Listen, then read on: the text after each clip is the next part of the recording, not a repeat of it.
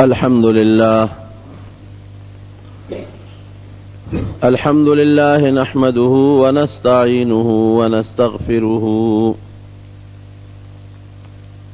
ونستغفره ونؤمن به ونتوكل عليه ونعوذ بالله من شرور أنفسنا ومن سيئات أعمالنا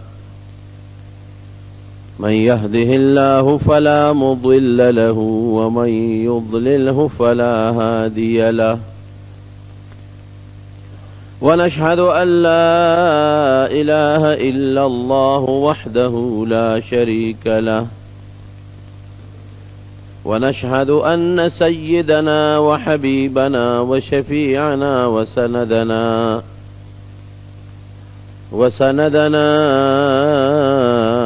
ورحمتنا ومولانا محمدا عبده ورسوله أما بعد فأعوذ بالله من الشيطان الرجيم بسم الله الرحمن الرحيم هو الذي أرسل رسوله بالهدى ودين الحق ليظهره على الدين كله وكفى بالله شهيدا وقال الله تبارك وتعالى تبت يدا أبي لهب وتب ما أغنى عنه ماله وما كسب سيصلى نارا ذات لهب وامرأته حمالة الحطب في جيدها حبل من مسد. تیر جمعہ میں دا نبی کریم صلی اللہ علیہ وسلم دا مخلصانو مرگرو دا یوسو کسانو ذکر در تکڑ. دی جمعہ کے دا نبی کریم صلی اللہ علیہ وسلم دا لنبو خطرناک دشمنانو بیان در تکو. نو تاسو تب پتو لگی چه اسلام تا اللہ دا حضور پاک و دا غد مرگرو پا ذریعہ دا دمر خطرناک دشمنانو دا مقابلے سر سمر غلبہ ورکڑے دا.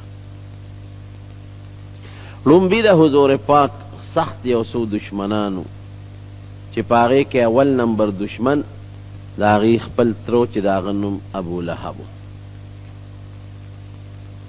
ابو لہب پا دا عربے کی دا اب دا پلار پا مانا مستعملی گی. نو دیتا کنیوی نو دا چا دا زوی نم چی وی نو آغت نسبت کئی نو خلق وی علکا ابو زید دی دا ابو بکر دی دا فلان کے. لیکن دا لہب دا نلور و نیزوی دی دا لمبی تا وی او دا اب پا عربے کی او دوی ممانا لری دا صاحب او دا مرگری پا مانا مستعملی گی. نو ابو لہب مانا دا لمبی خاون مخی خشتو تکسر مزیدار دا دی وجنا دی دا لمبی پا خاون دا شغلی خاون دا حسن او دا ڈول پا خاون پا دی نم باندے مشہور شوید. دا علماء نوری و جملی کی خدا لگا راجحہ وجہ دا. دا حضور پاک دمر خطرناک دشمن ترے دے او عجیبہ دا چکل نبی علیہ السلام مبارک پیدا شو دنیا تا تشریف راونا نو دل چیتلا ورکلا وستا دا غمل رور عبداللہ زوی پیدا شو نو دیو وینز و سویبا اغی پا خوشحالے کے ازاد اکلا. بخاری شریف کے مرازی امام بخاری پل ترجمت الباب کے دا یو لفظ ذکر کرنے دے چاہا تقہا دا سویبا دے ازاد اکلا دے ابو لہب او دا حضور پاک دا پیدائش پا خوشحالے کے پا خوشحالے والا پا پیدائش سو نا خوشحالی اکلا. لیکن چکل نبوت ورطا میلاو شو نو لوی دشمن دے. دا صفا پا غنڈے چکل حضور پاک اعلانو کتاسو تماویلی دی چے انی نذیر لکم بین یدی عذاب علیم دا یو لوی دردناک عذاب نم یارو یو خدیو منے. نو دے پاسید او کانی راواغشتو پا حضور پاک مبارک پا کانی غزارو وی تبن لکا لحاظا دعوتنا تا دی خدای داسی کتاب مونگ دی خبر لرا بللیو نو دا کور نا چی ڈنبی غزارو شنو نور خلق ڈاڈش چې د کور سړی دشمن دی، د کور سړی مخالف دی، نو پردی بیا ډاډی، او چې د کور د خلکو اتفاقی نو پردی غږ نشي کولی. نو دې سپیره لومبې په حضور پاک مبارک د کاڼي غوزار وکړ، نو الله پې خفه شو. نو قرآن شریف کې الله د هلاکت بیان کوي او خیره خدای وکړه. خدای خیره زمونږ د خیرو په شانتې نه ده، مونږ خو د خدای نه سوال کوو چې خدای دې هلاک کې. الله خیره هلاکت دی بس. تبت یدا ابی لهب، دا دواړه لاسونه چې زما په دې مبارک محبوب یې پې غوزار کړی دی، دا د هلاک او برباد دی، بس دا تباه دی. ما اغنا عنه ماله وما کسب، دی په مال غاوره دی او په تجارت غاوره دی، دا بدله څه فایده ورنکي. چې دا صورت نازل شو د ښځه د ام جمیل او شاعرم ده، نو هغې له غصه ورله، وی خلک اوس زما د خاوند په حق کې داسې خبرې کوي. نو یو کاڼی راواغشت، دې ښځې د ام جمیل د حضور پاک د چاچی، وی ودرېږه چې نبی علیہ السلام په دې کاڼي ولم چې ته زما خاوند ته خیرې کې، او وی دا خدای نازلې کړي دي. نو کاڼی راواغشته او په نبی علیہ السلام پسې ګرځېده. نو دغه وخت کې حضور پاک په مکه مکرمه کې جومات د حرم د بیت الله خوا کې حضرت ابوبکر صدیق ورسره دی. نو حضرت ابوبکر ورته وی دا الله رسوله، وی دا ام جمیل راله او کاڼی ورسره دی، داسې معلومیږي لکه چې دا تا پسې راغلی، دا چاچی دی تا پسې را روانه ده. وی ابوبکر انها لن ترانی، وی دا به مو نه ویني ښه، ما به ته خدای ساتي انشاءالله. نو چې دا راله یو خوا بل خوا یې کتل، حضرت ابوبکر ته وی ملګری دې څه شو؟ وی څه پې کې؟ وی زما د خاوند په حق کې دی وایي چې قرآن شریف نازل شوی دی او د بره نه خبرې نازلې دي او زما خاوند ته خیرې کوي، پرېږده مې نه په دې کاڼي یولم. وی څه شو ملګری دی؟ هغه څه خبرې اترې ورته وکړلې او دا واپس لاړه. نبی علیہ السلام ته ابوبکر وی واقعي دې ښځې خو د پسې کاڼی راوړه خو ته یې ونه لیدلې. حضور پاک فرمایل خدای زما د حفاظت لپاره یو فرشته نازله کړه، هغې فرشتې خپلې وزرې خورې کړې او زه یې د دې د نظر نه پټ کړم. دومره سخته دشمنه ده. دې به غنې راوړلې، غنې دا ازغي او دا به په لارو کې اچول چې نبی علیہ السلام په کومه لاره ځي. دومره سپیره ښځه وه. نو قرآن شریف کې رب العالمین په دې صورت کې د هغې بیان هم کوي. وامرأته حمالة الحطب فی جیدها حبل من مسد. نو بعض علما خو د آخرت څه معنا کوي، خو اکثر مفسرین دا معنا کوي چې دا یو ځل لاړه او د غنو د ازغو یو ګېډې یې راوچت. اوس هم بعضې خلک چې دا ګېډې راوړي پکې پړې واچوي، نو دې شاته یې په ځان راواړئ او پړي دلته کې دې لاسونو کې نیولې. نو دا ګېډې یې اوچت که او په یو غټه تیږه وه په هغې د پاسه دا ګېډې تړلې کېښه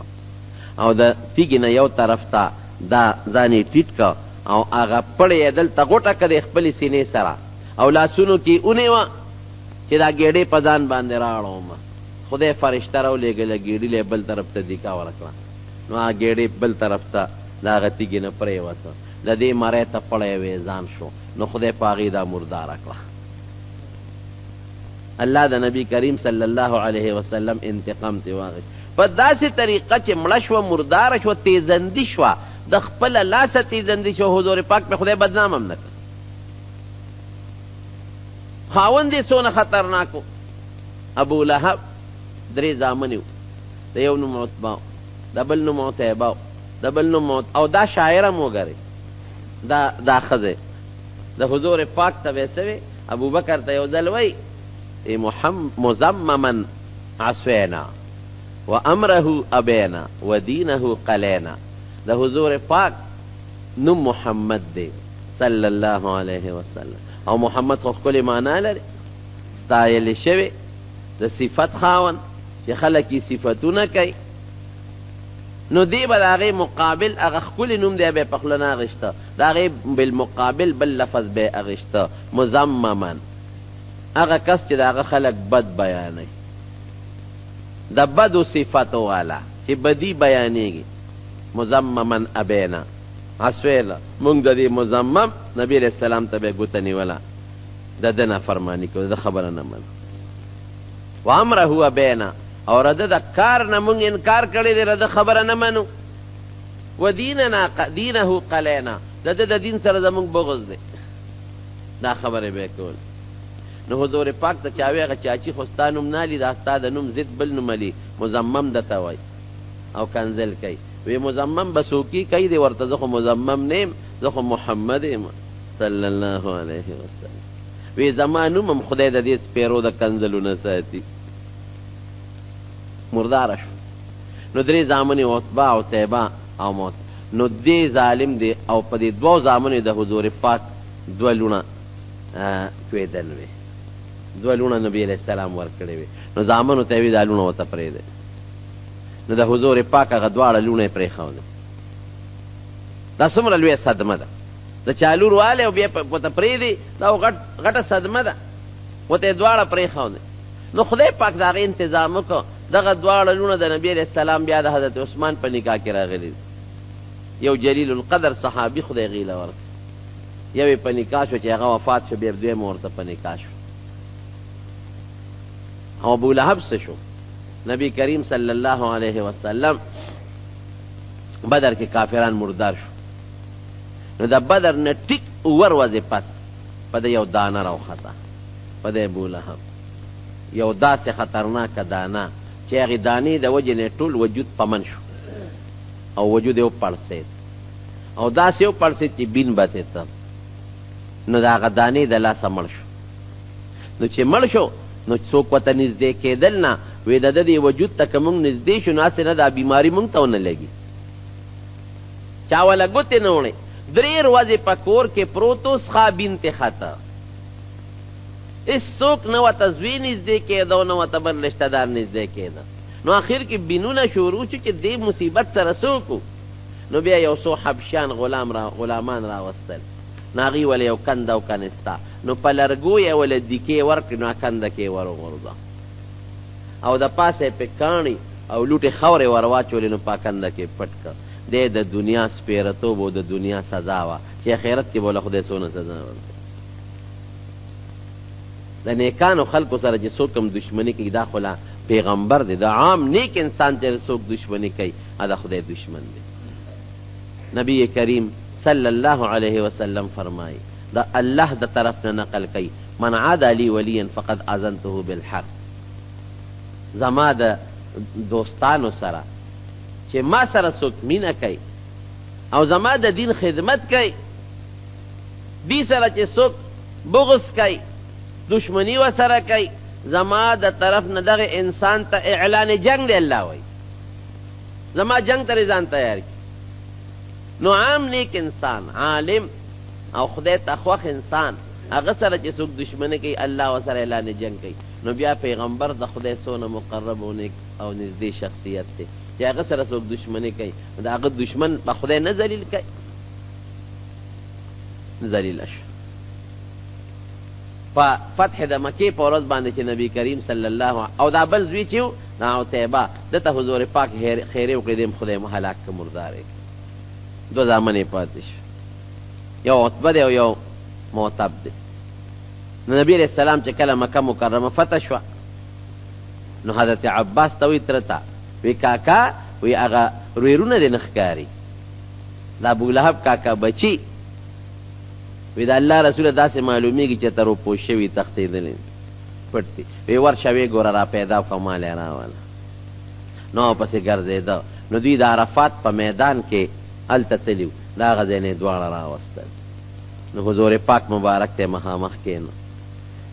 ګوره د کوم دشمن تر زامنې دي ښه پلار یې څونه لوی دشمن و د حضور پاک او مور یې د حضور پاک څومره غټه دشمنه او د یو کس نبی علیه السلام ته لور هم پرېښې ده لیکن د حضور پاک دی وخت کې څومره مضبوط گرفت دی ځکه مکه فتح شوه چې دی وجل په اساد به یې وجلي اډر به یې کړی چې دا مړه کې لیکن حضرت عباس ته وي تا هغه رویرونه یې راوله او پسې ګرځېده رایې وستل مخامخ یې ورته کېنه حضور پاک ورته اسلام پیش کړ تر بچو زه راته اسلام دعوت در کوم مسلمانان شئ هغه خدای پاک مسلمانان کړل دواړه نبی کریم صلی الله علیه وسلم فرمایي وی ما د الله نه په د شپې په جړا کې د خپل تره دا دواړه بچي غوښتي دي چې ماله خدای پاکه دا دواړه راکړه، نو زما دعا الله قبوله کړه، خدای دواړه مسلمانان کړه.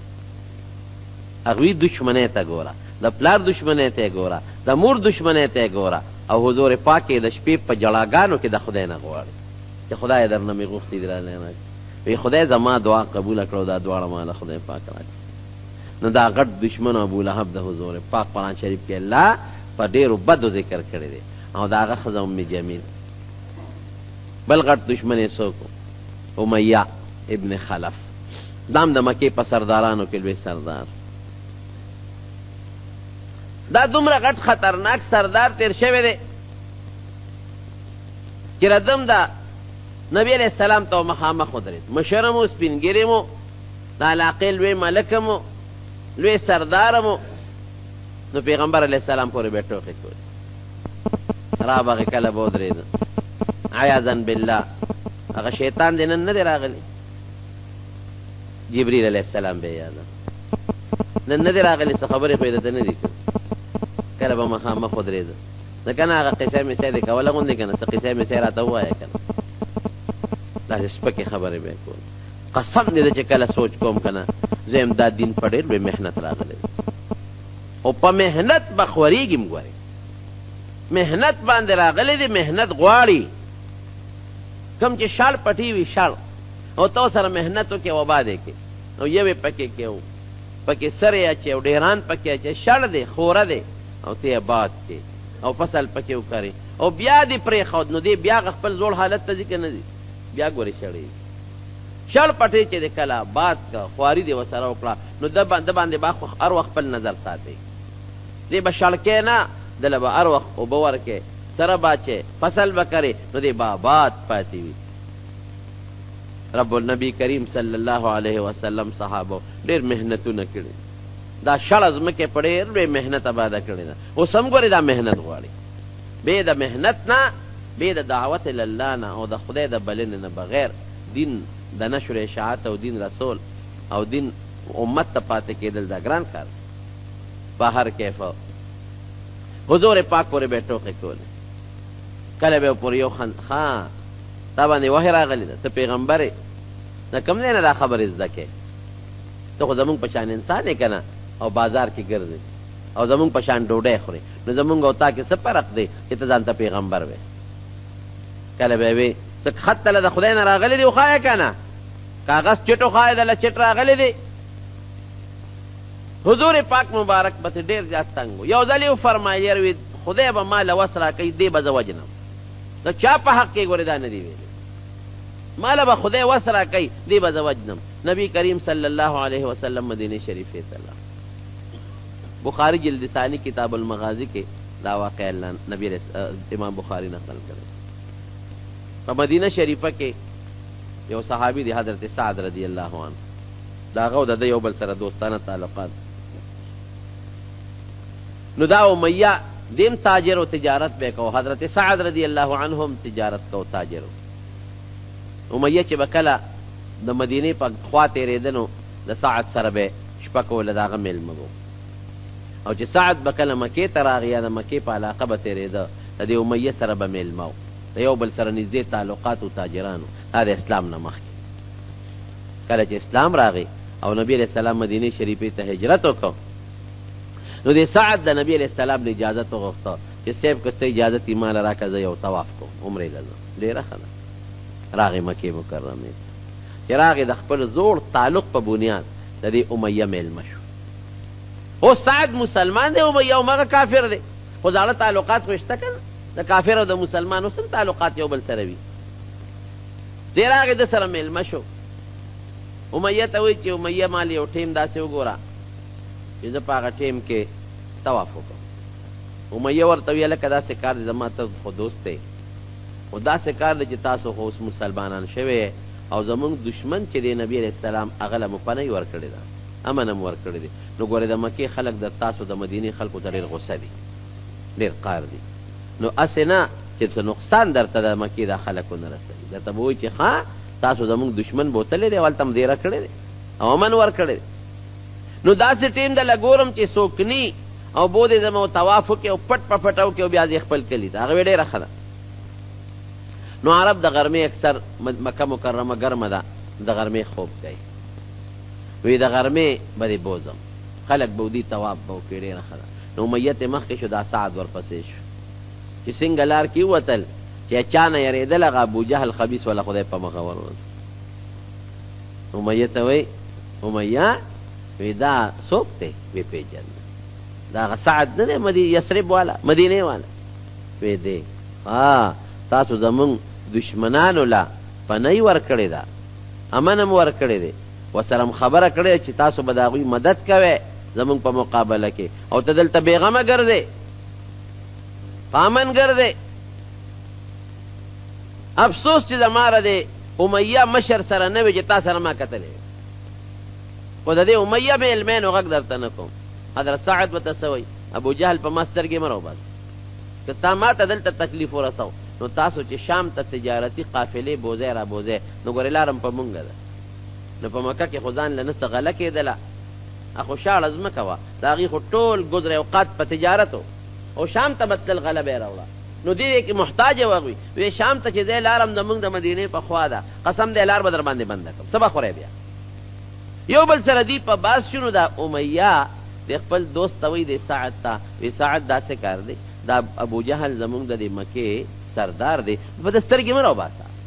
خو زما د وجې درته غږ نه کوي په ده باندې اواز موچته و سترګې مه راوباسه نو سعد هغه ته غصه شو چې زه خو ستا مېلمه یم نو ته اوس د هغه پره کې ما زه دې پرېښودم وی امیه ته خو چپ شوي ستا متعلق خو نبي علیه السلام دا فیصله کړې چې تا به وجنې دی ویلي دي چې امیه به مونږ وجنو هر کله چې په ګوتو ورلې پرېږدي دی نه معامله خو دغه دی رفع دفع شو او سعد لاړ مدینې شریفې ته ابوجهل کور ته لاړ امیه خپل کور ته راغی چې امیه راغی بیبي ته وایي یا ښځې وی ته خبرې وی نه څه چل شوی دی بیا زما هغه دوست چې راغلی و سعد هغه خو ابوجهل سره جګړه وه نو ما پکې منځ کې خلاصې ملاسې کو نو ما ته وایي چې ګورې تا خو به نبي علیه السلام وجني زما په حق کې خو نبي علیه السلام دا خبره کړې ده چې ما به وجني او ګورې هغه خو دروغ نه وایي انه لا یکذب دروغ یې چېرته نه دي ویلې نو دا به څه چل کېږي ښځه ورپورې خاندي بیخ دې وځه هغه 400 کیلومتره 400 میله لرې تللی دی او ته دلته کې ټیزونه اچې غول دنه بیږي په قلار کښېنه تا پسې دلته نشي راتلی او دلته کې یارېږي نه که نه وي قسم په خدای چې هغه دروغ نه وایي رښتیا وایي او دا یې ویلي دي چې ما وجني دې کې دا خبره سړه شوه چې سړه شوه خدای د بدر جنگ جوړ کړ د بدر جنگ چې جوړ شو ابوجهل په مکه کې ګرځي او ځان له لښکر جوړوي خلکو ته وایي راجمع شئ ځو د مسلمان مقابلې له جګړې له لوی لښکر یې جوړ کړ دی امیه پسې راغی کاکاجي ځکه نه تا څنګه چلې ته نه دی څه او یاره زه خو تا ته معلوم یم بوډی یم او په ما څه کوې چې ما بولې نه نه چې ته نه ځې هغه بل به وایي زه نه ځم بل به وایي زه نه ځم کاکاجي ته خو به خامخا ځې ابوجهل پې پېښ شو چې دا یارېږي ابوجهل خو شیطان و هغه وایي چې زه ځم نو ته څوک یې چې ما نه به پاتې کېږي تا به څنګه پرېږدم وی نه نه کاکاجي چې ته پاتې کېږي دا نور خلک هم ګوره زه به د ځان په ځای د 2 نوکران درکړم غلامان به درکړم پیسې به درکړم ما مه بوځوې نه ته به خامخا ځې دی وی نه ځم وی چې نه ځې په زور دې بوځم پرېږدم دې چېرته خامخا به ځې مجبور یې کوې ښه داسې وکړه را سره لاړ شه چې دا خلک که ته نه دي دا نور خلک پاتې کېږي نو دې نیمې لارې ته به ورسېږي بیا به دې چل د سره وکړو را رخصت به دې وځه را سره وی ښه لاړو یو اعلی دغه یې واغېشته اوښ یې واغېشته ډېر ښه تیز اعلی اوښ چې لاړ ښځې ته وایي چې ښځې زه خو دغه جنګ دی او ما خو دا مشران نه پرېږدي او د ابوجهل پې جرګې مو کړې دا سپین ګیري راوستل وایي دا سپین ګیري ځي ته نه ځې دا بوډا ځي او ته نه ځې یارېږي نو غیرت یې ور واچو ښځه ورته وایي چې ای امیه هغه د مدینې د هغه ملګري خبره دې یاده نه ده تا ته یې څه ویلي وی یاده مې ده زم خو هلته نه ځم څه منځې ځم نو راتښتم دروازه کلاو ساته ماته هر ټیم چې مې خپې راسپکې کړې راتښتم به او ښه اعلی داسې وخلم که نه چې زه پې د هغه طرف نه راسور شم چې هغوی خبرېږي زه به ترې راتښتېدلی یم زم ورسره نه وی هغو که نه پام کوه ګورې ستا متعلق خو یې ویلي دي چې وجنو ابوجهل خو په دې سوچ و چې کاکا هر ځای کې چې دې به رانه تښتي نو هغه پې یو څو هلکان مقرر کړه نوجوانان وی ستاسو به دا ډیوټي وي چې دا کاکا د نه ونه تښتي د ده څوکۍ به کوې چې دې ځان سره ورسوم دا خو پیاده مزلې به وي د اوښانو چې څه منځې لاړل یو ځای کې دمه کوله نو دې امیه به ځان سره خپل اوښ نږدې تړلی نو چې خلک د شپې وده شو که نه د دې غلې غوندې را پاڅېده چې زه په دې اوښ پاچوم او تښتم نو هغه هلکان خو ورته پوه هغې را پاڅېده چې دې را پاڅېد کاکاجي خیر دي څه دي لوټه په کار ده اوبه په کار دي څه خدمت دې مونږ ته وایه زه به دې سر کوزو دشی په ما څه کوې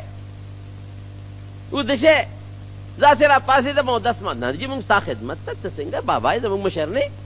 ستا خدمت ته ولاړ یو ستا لوټه په کار اوبه په کار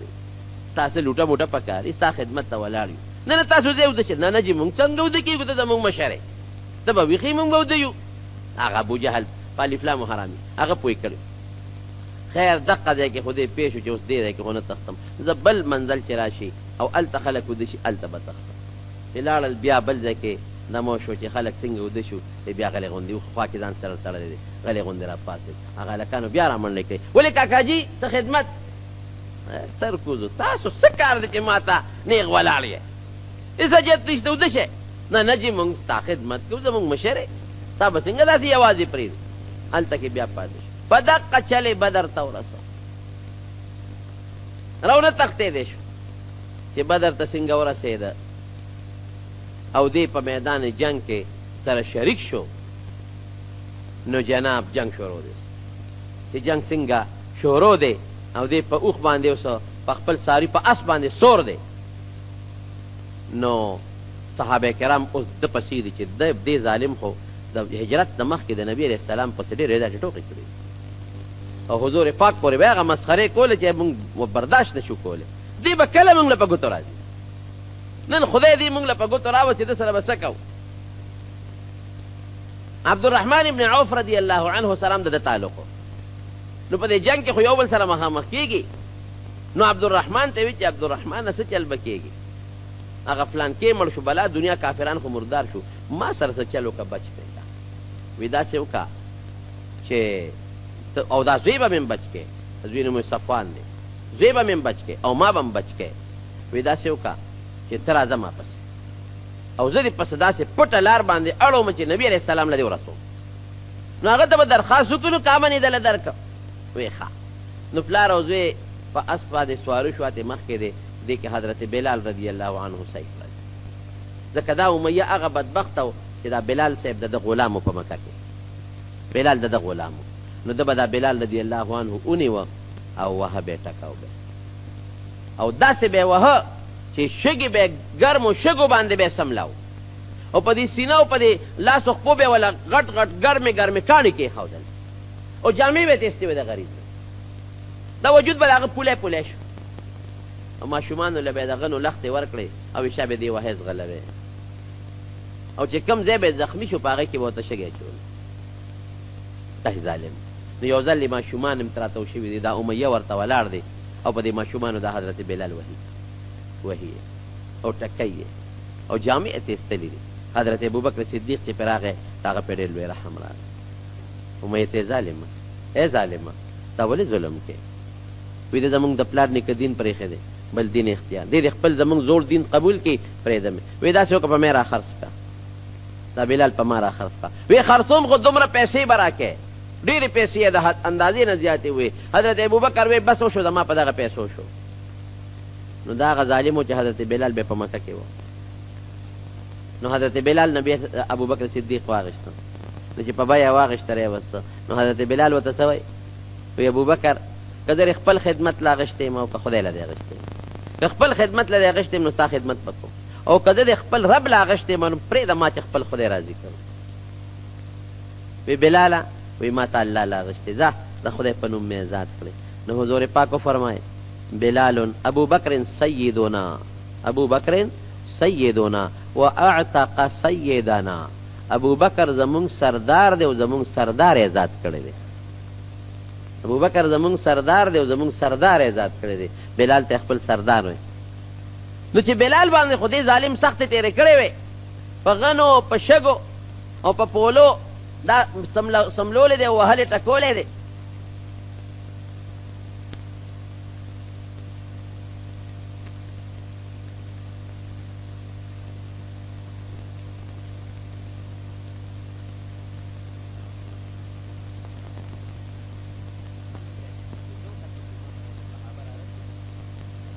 په سر راشو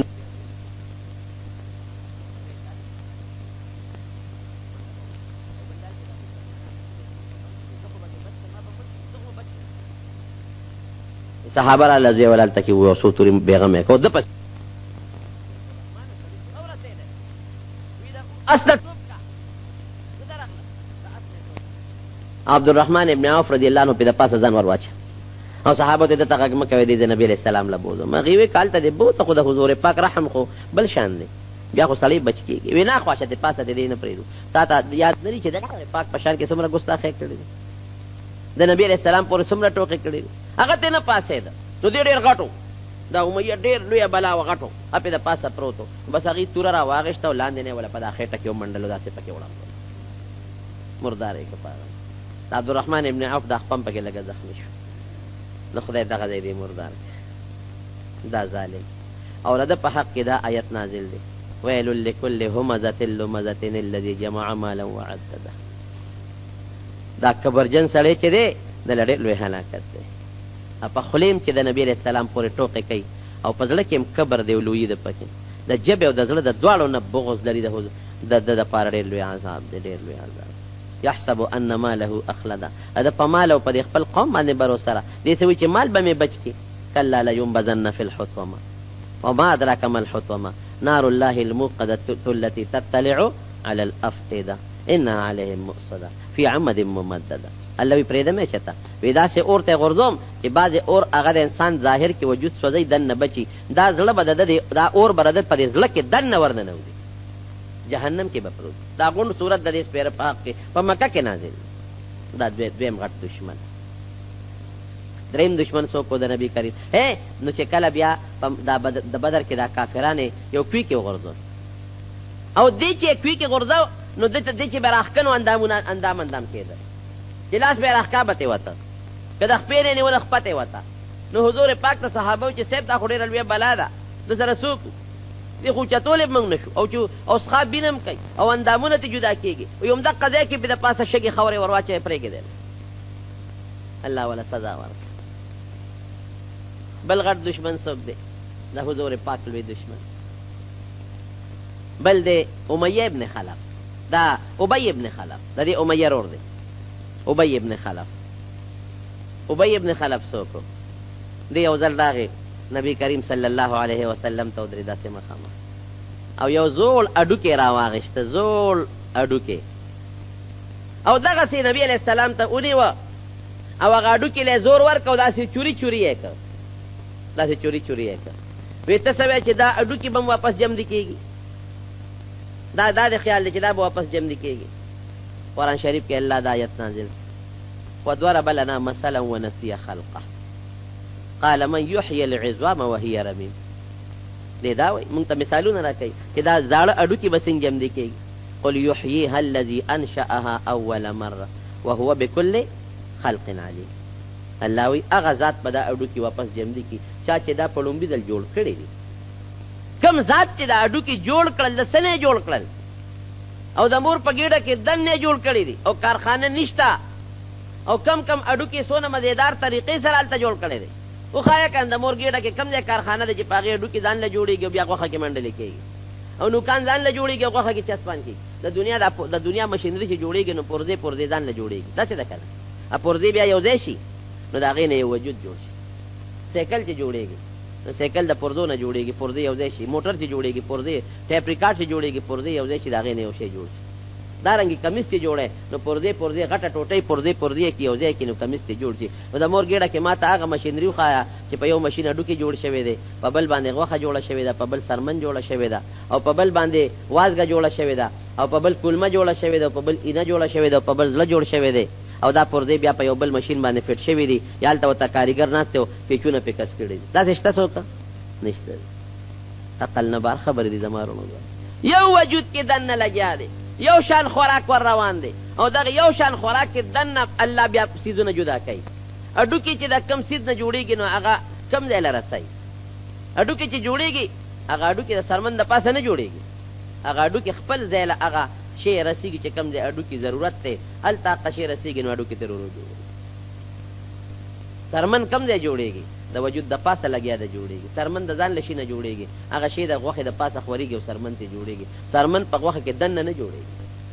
غوښه چې جوړیږي نو هغه د سرمن نه لاندې جوړیږي او دا هغه څیزونه خدای هغه ځای ته رسوي چې کوم ځای کې د غوښې ضرورت دی. داسې نه کوي چې دا غوښه د سرمن د پاسه جوړه شي. سترګې چې جوړیږي، غوږونه جوړیږي، نو دا سترګې چاته هم چاله په ملا کې جوړې نه شوې، او نه دا غوږونه د چا په شا کې جوړ شو، او نه دا خوله د چا په سر کې جوړه شوه، او نه د انسان دا مخصوص اندامونه د انسان په دا سینه کې او په دا خوله کې جوړ شو. کوم ذات چې دا کوي، دا کارونه کوي، او د یو قالب نه 12 بچي راوباسي، او د 12 واړو شکلونه د یو بل نه جدا دي، او د 12 واړو رنگونه جدا دي، د 12 واړو هغه خویونه د یو بل نه جدا دي، قدونه جدا، د 12 واړو عمرونه د یو بل نه جدا دي. هغه ذات د دې چورې نه واپس انسان نشي جوړولی. د خدای قدرت ته ظالمان ګوري نه چې دومره قادر مطلق ذات ته وګوره. د څه څیز نه د انسان د مور په ګېډه کې جوړ شو او په کومه طریقه دنیا ته راووت او بیا په کومه طریقه دا لویږي. قل یحییها الذی انشأها اول مره وهو بكل خلق علیم. الله وی ما ته یو شی معلوم دی چې په لومبي ځل مې پیدا کړی نو واپس تم را جمع دی کولی شي. دا ابی ابن خلف ظالم دې څه چلو شو، دې په احد کې د حضور پاک د لاس نه ولګېد او خدای مردار کړ. دا دومره سپیره دی د نبی علیه السلام د لاس نه واحد دا لګېدلی دی صرف دی، او را نږدې شو په پیغمبر علیه السلام یې غزار کو او نبی علیه السلام ورمخکې شو په چوکۍ وواو په تورم نه او د چغې کړې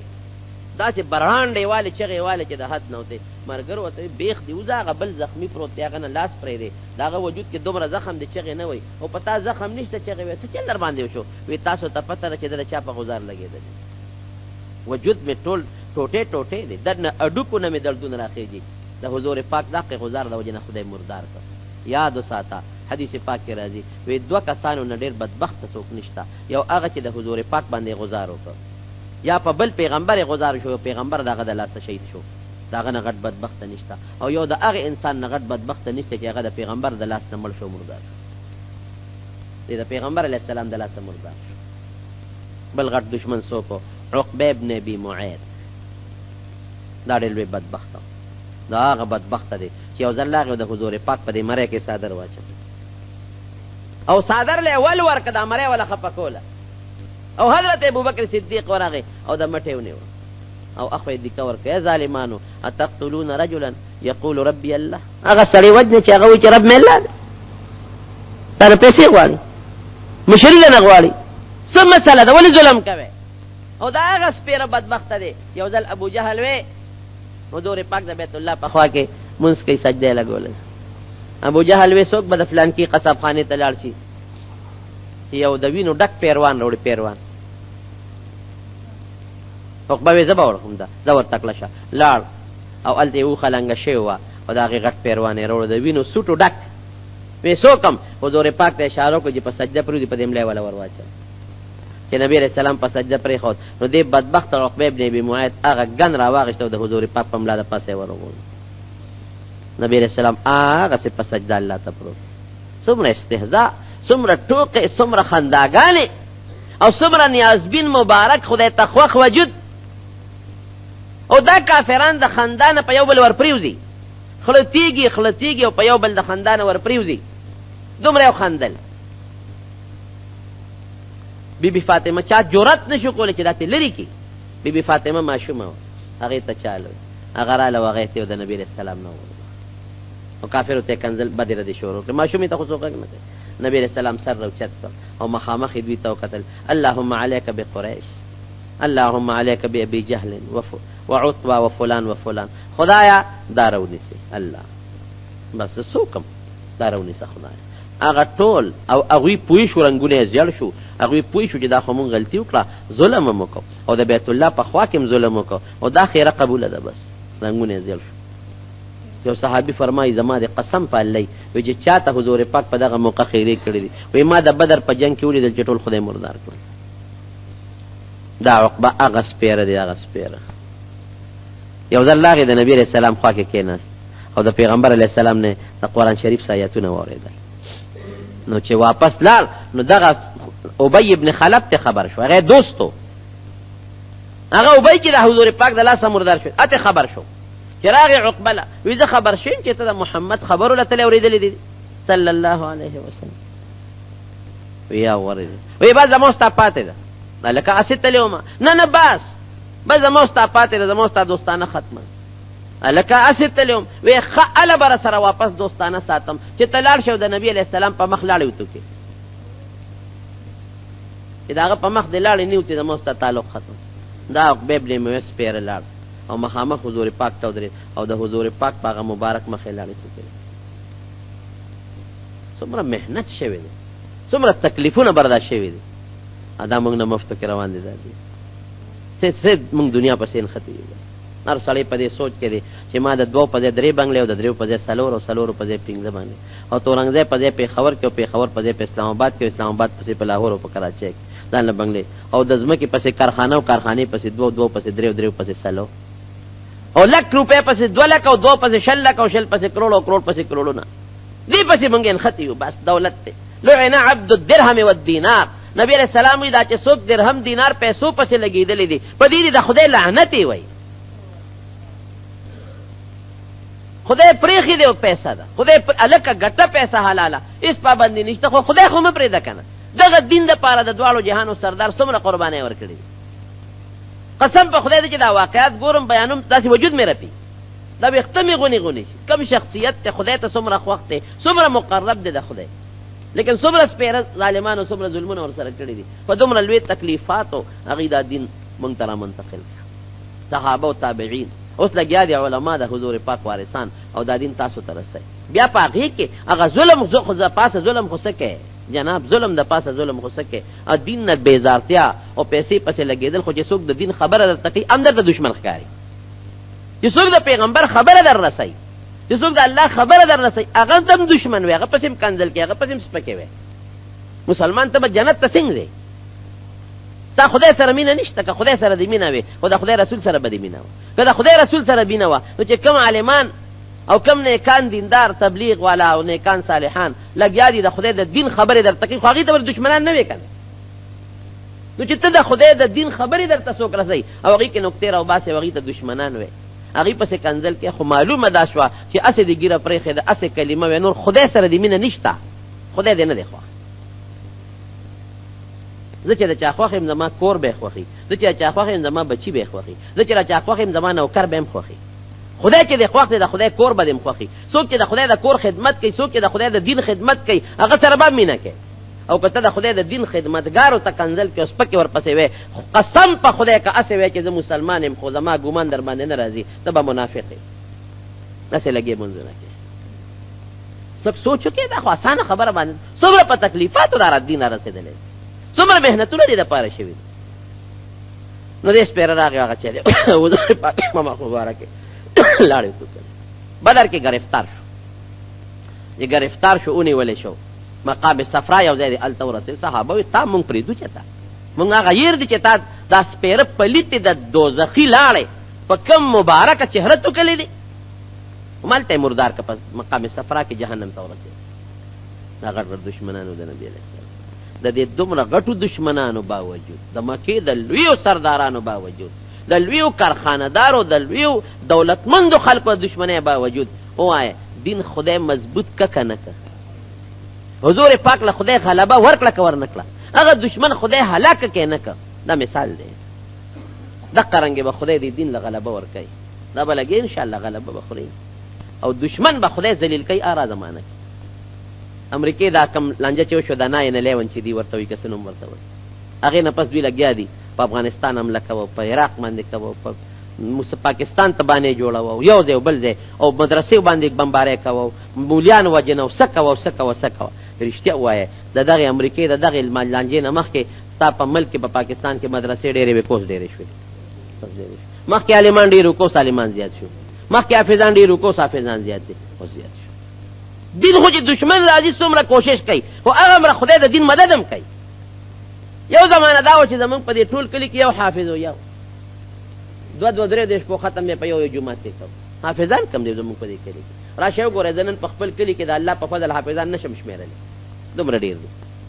په دې ټوله ضلع 400 کې ما ته صرف 3 مدرسې یو د 400 مدرسه وه یو د عثمانزو و یو رتنګي و دا 3 مدرسې او دلته باباجي زمونږ درس په دې تورنګزو کې راشه کنه په خپل کلی کې مدرسې وشمارې څونه په دې غونډه 400 کې وشمارې د شمیر نه زیات دي مردان وګوره نو خار وګوره د خدای فضل دومره مدرسې شو چې د حد نه عالمان بدل تخپل ساده ملک نو د بار براتل باجوړ مولا دی او کابل مولا دی او دیر مولا دلته کې به امامت کولې راشه وګوره شکر استا په خپل کلی کې څومره خپل عالمان پیدا شو ور دین لبته لګ مهنت کې نور د دین غلبه الله راولي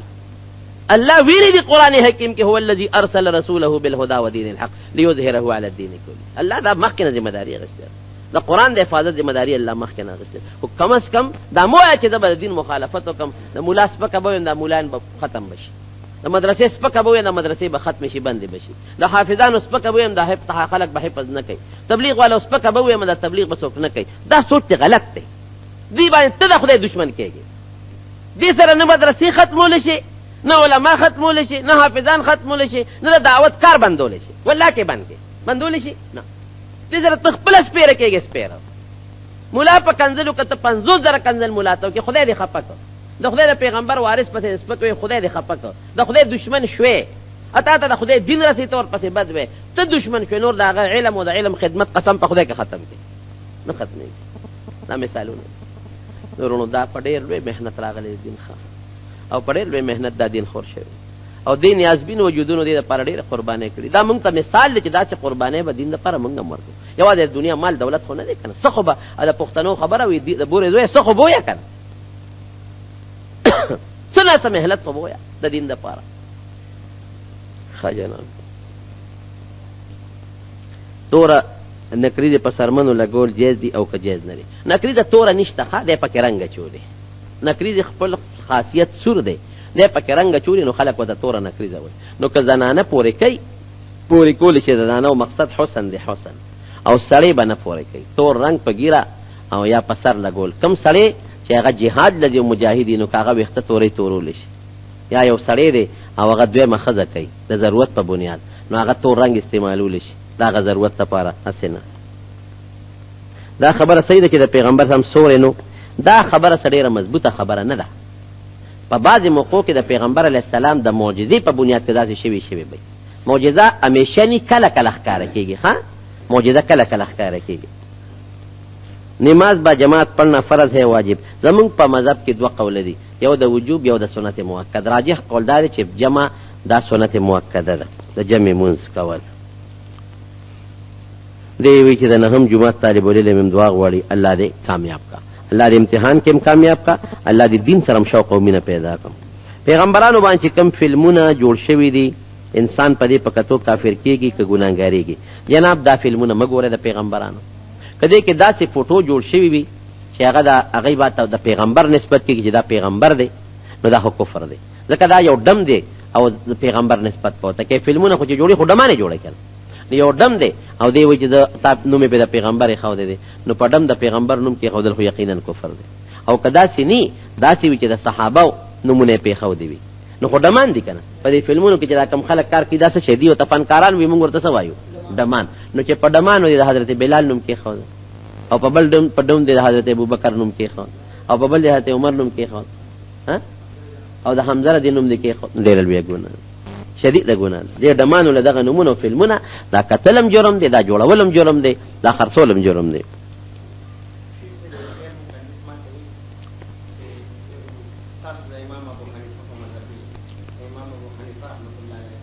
د نبی علیہ السلام په مذهب موږ د پیغمبر علیه داسې خدا خو د علمي تپوس وکړو نو ډېره اوږده خبره دې راونیوه مناسب نه ده دې وخت کې دا جواب ځکه خبره اوږده ده د دې داسې مثال دی بعضې خلک وایي موږ د نبي علیه السلام بذات د پیغمبر علیه السلام نه مسلې ولې راونه باسو حدیث نه چې امامان پکې میانس کې راولي داسې مثال دی لکه دا بازو نیر دا بازو نیر دی او د هغې نه ناقې جدا شوي د تورنګزو ته مثلا راغلي دي دا تورنګزو کې چې کومه ناقه ده نو دا د همغه نیر ناقه ده چې کومه بازو سره تېر شوي داسې ده که نه ده نو که یو سړی دا و چې دې ناقې نه ولې اوبه وڅکمه زه به هغه بازو لځم دا به د جهان قمقل قمقل به په دې وي چې رور هغې ته رسېدل اسان کار نه دی روزانه به ته اوبه وڅکل بازو لځې هغې او بل هغې نه اوبه راوښکلم اسان کار نه دی غټ نیر دی خو چې دا کم دلته راغلی دی او چا کنست دی خدای دې کنستونکو سره خو کې ماته شی اسان کړی دی دقه د امامانو مثال دی دا فقه چې کم امامانو مسائل لستلی دي نو دی د عقل لوی نیر نه چې د حضور پاک نیر دی او د قرآن نیر د هغې نه مسایل د ورکوټو ناقو په شکل کې مونږ ته رسېږي ځکه د حدیث نه هر سړی مسله معلومولی نشي، د قرآن نه هر سړی مسله استی نشي. دې امامانو کور کارخانه نه ولګولې چې په کارخانه جوړې کړې دي، دې د قرآن او سنت نه مسلې رسېدي دي. دغه مثال دی لکه دې ناقې وبسکل دا د بازو رڼې روبه دي. د ابو حنیفه رحمت الله علیه، شافعي صاحب، احمد صاحب چې کوم مسایل موږ ښکاره کړي دي نو همدغه د قرآن او حدیث مسایل دي. خو د قرآن او حدیث نه استنباط کول او د هغې نه مسایل لیستل دا د هر چا کار نه دی. هغه اصول غواړي، هغه قاعدې غواړي، هغې کې د راویانو چې کوم موږ ته راسي د هغوی پېژندل پکار دي او تطبیق دی، ترجیح ده، تعارضونه دفع کېدل، د ډېرې مشکلې خبرې دي. نو دا قمقل سړی دی چې څوک دا خبرې کوي. یو سړي شي چې پوکې ورکړي نو هغه حرامېږي او که نه حرامېږي؟ نه، په پوکې نه حرامېږي. صرف دومره ده چې دوه قسمه څیزونه دي. یو هغه چې د انسان دپاره خاص شي وي، لکه چای، پیاله کې چای ده، نو هغه پیاله کې چای ګرمه ده، که یو سړی وله پوکې ورکړي نو ورکولی شي وله، ځکه هغه چای صرف دیس کې بل څوک یې نه څکي. یو داسې لوښی دی چې هغې باندې زم اوبه څکم، لکه غټ لوښی دی او ډېرې اوبه دي، زه یې څکم، دی یې څکي، دی یې څکي، نو هغې له پوکې نه ورکوي. هغې له ځکه پوکې نه ورکوي چې بیا بل سړی اوبه څکي نو هغه بد ګڼي، اتې نفرت کوي او وایي چې د خولې بړاس پکې ورغی، یا د خولې نه پکې چی پرېوته، نو هغه بد ګڼي. نو مشترک لوښي باندې چې بنده اوبه څکي نو هغې کې د پوکې نه وایي. که خاص پیالی وي یو سړی پې چای څکي یا پیس کې بل څوک پې نه څکي، هغې له د ګرمۍ ختمېدلو دپاره پوکې ورکوي نو خیر دی. په پوکې شي حرامېږي نه. نسوار والا که پوکې ورکړه غم جوړېږي. ګوره د کور کې پریشاني نه دعا غواړي. دعا وکړئ الٰه العالمین زموږ په حالت پر رحم وکړئ. خدای د فتنو مصیبتونو آفتونو نه په امن او امان کې وساتئ. رب العالمین کوم دین دپاره چې د دواړو جهانو مبارک سردار قربانۍ ورکړي، خدای هغه دین زموږ په ژوند او په مرګ نصیب کړي. خدای هغه دین سره تعلق مضبوط کړي، رشته مو سره مضبوطه کړي. الله د حضور پاک په نقش قدم باندې موږ روان کړي او د نبی علیه السلام د نقش قدم نه خدای جدا مه کړي. الٰه العالمین د شیطان د نقش قدم نه مو ساتئ. څه وایي بچه جان؟ الٰه العالمین ته زموږ د مسلمانانو نه راضي شي. خدای که څوک ګناهګاري ګناهونه معاف کړي، موږ ټول ګناهګار یو، زموږ ګناه معاف کړي. الٰه العالمین چاته څه مشکلات دي خدای مشکلات او تکلیفونه ته په خوشحالو باندې بدل. الٰه العالمین چاته څه تکلیفونه دي خدای تکلیفونه په خوشحالو بدل. ته چا یو بل سره روانې دشمنۍ طرفګنې فروغ یې بدل کړي. موږ د مخلوق ته شر نه وساتئ. خدای د دنیا کارونه هم راته اسان کړي، د دین کار هم راته اسان کړي. د چا اولاد نه خدای نارینه اولاد یې نصیب کړي. د چا په دې مجلس کې مریضان دي یا په کورونو کې نو خدای ټول له شفا ورکړي. څوک تنګ دسته یې د حلال او فراخ رزق نصیب کړي. الٰه العالمین ته زموږ نه راضي شي. خدای ته زموږ نه راضي شي. خدای ته زموږ نه راضي شي. الله زموږ د مدرسو د علماو، حافظانو، قاریانو، داعیین الی الله، مجاهدین او عام مسلمانانو د دې وطن حفاظت وکړي. زموږ په دې وطن کې الله د قرآن او د سنت نظام راول. رب العالمین د دنیا او د آخر خیر هم نصیب کړي. د دنیا او د آخر د شرونو نه مو ساتئ. د دنیا او د آخر د فتنو نه مو ساتئ. که څوک کاروبارونه کوي خدای کاروبار کې برکت واچي. څوک ملازمت پیشه دي په ملازمتونو کې برکت واچي. څوک زمینداری کوي خدای په پټو کې په زمیندارو کې برکت واچي. او خدای د دنیا او د آخرت د مشکلاتو نه په امن کې وساتي. بعضې دوستان دي د هغې په دې راتلونکي هفته کې څه ودونه دي، دعا یې غوښتلې، دعا ورته وکړئ چې هغه ودونه وله خدای بخته ورکړي او ته په خیر او په خوشحالۍ سرته ورسوله کړي، ته رانه راضي شي. او د چا اولاد نشته بچیان وي زموږ ملګری د اولاد یې نشته، چا چې اولاد نه دعا وکړئ د جمع د اخلاص چې خدای وله نارینه اولاد ورکړي. اخر وخت کې خدای په خولې دا کلمه نصیب کړي چې لا اله الا الله محمد رسول الله.